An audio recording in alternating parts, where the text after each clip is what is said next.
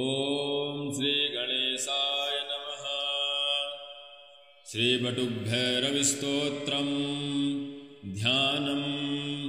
वन्दे बालं स्फटिकसदृशं कुण्डलोद्भासिवक्त्रम् दिव्याकल्पनवमणिमणैः किङ्किणीनूपुराढ्यैः दीप्ताकारं विशदवदनं सुप्रसन्नं महेशम् हस्ताब्जाभ्यां वटुकमनिशं शूलखड्गौदधानम्।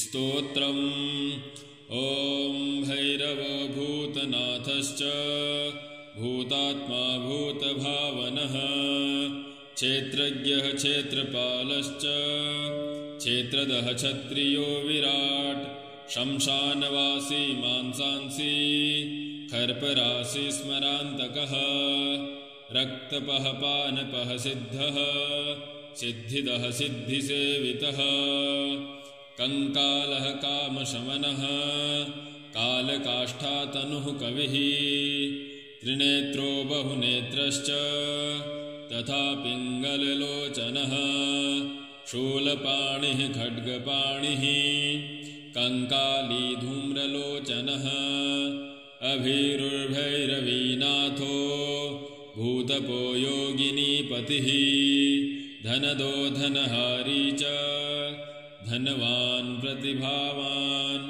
नागहारौ नागपाशौ व्योमकेशः कपालभृत् कालः कपालमाली च कमनीयः कलानिधिः त्रिलोचनो ज्वलन्नेत्रस् त्रिशिखी च त्रिलोकपः त्रिनेत्रतनयो डिम्बः शान्तः शान्तजनप्रियः वटुको बहुवेशश्च खट्वाङ्गवरधारकः भूताध्यक्षः पशुपतिः भिक्षुकः परिचारकः धूर्तो दिगम्बरः सौरीर्हरिणः पाण्डुलोचनः प्रशान्तः शान्तिदः शुद्धः शङ्करप्रियबान्धवः अष्टमूर्तिर्निधीशश्च ज्ञानचक्षुस्तपोमयः अष्टाधारः षडाधारः